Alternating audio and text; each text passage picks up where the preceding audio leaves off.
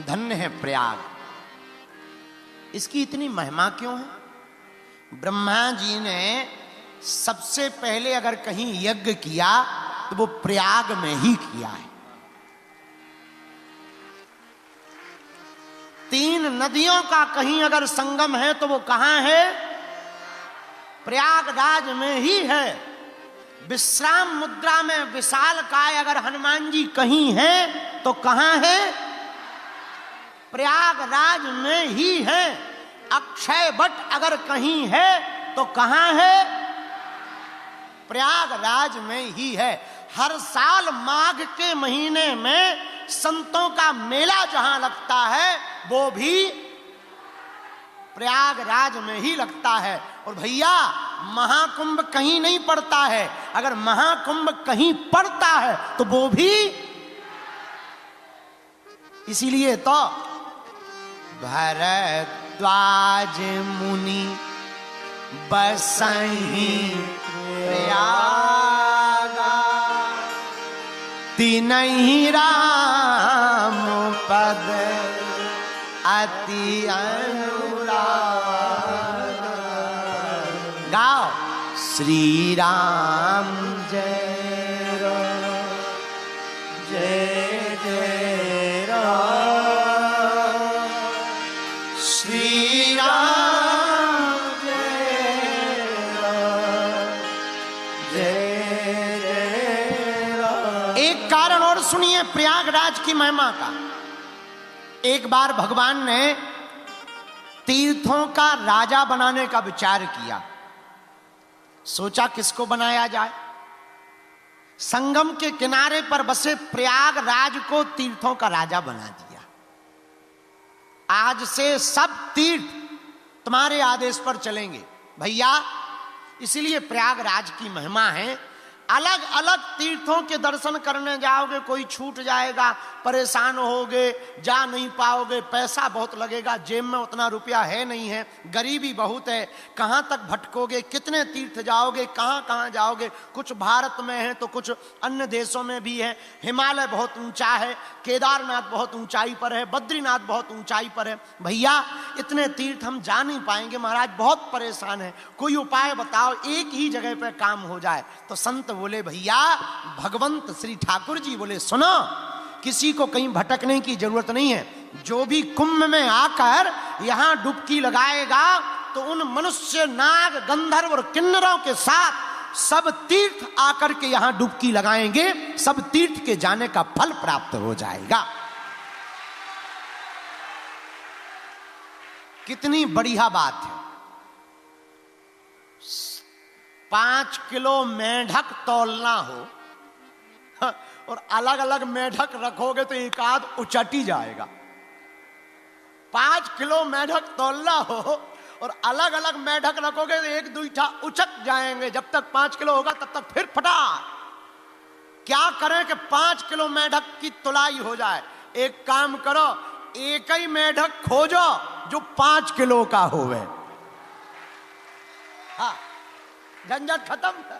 एक पकड़ो, हम नहीं कह रहे, संत कह रहे, एक ही साधे सब सधे, सब साधे सब जान।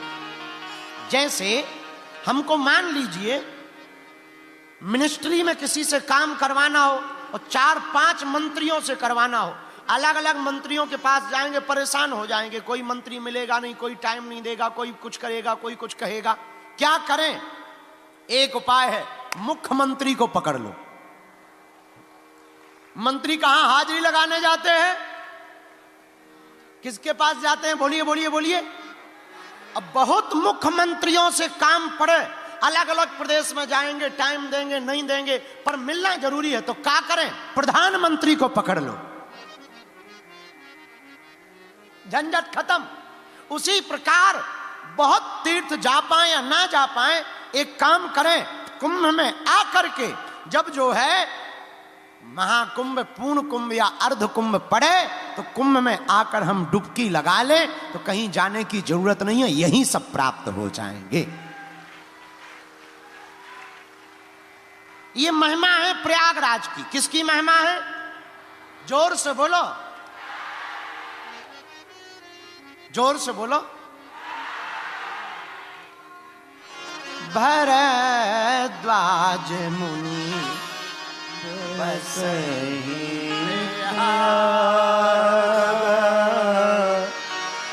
भरद्वाज मुनि बसहि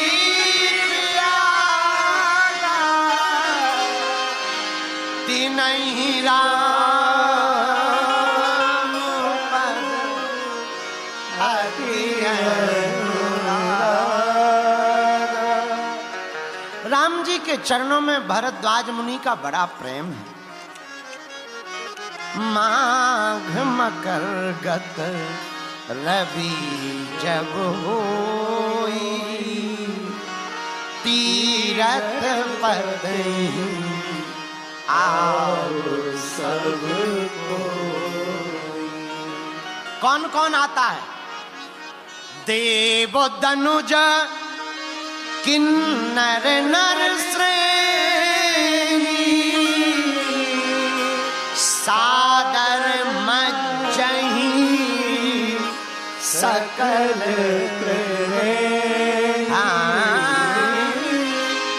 सादर मज्जहि सकल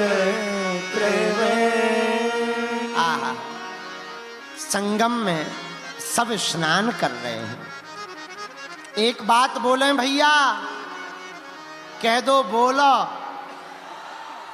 हमको तो ऐसा लग रहा इतने करोड़ों लोगों की भीड़ देखकर इस भीड़ की व्यवस्था आदमी तो कर नहीं सकते हैं। हमें लग रहा स्वयं हमारे हनुमान जी रोज डुबकी लगा करके पहरा कर रहे हैं। हाँ,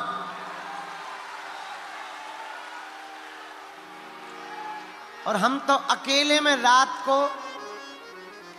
ऐसे ही चल जाते हैं। हमारे लोग बोलते हैं ऐसे मत घूमो गुरुजी। हमको तो भैया वो धूल शरीर में अंग में लगाने में बड़ा आनंद आता है।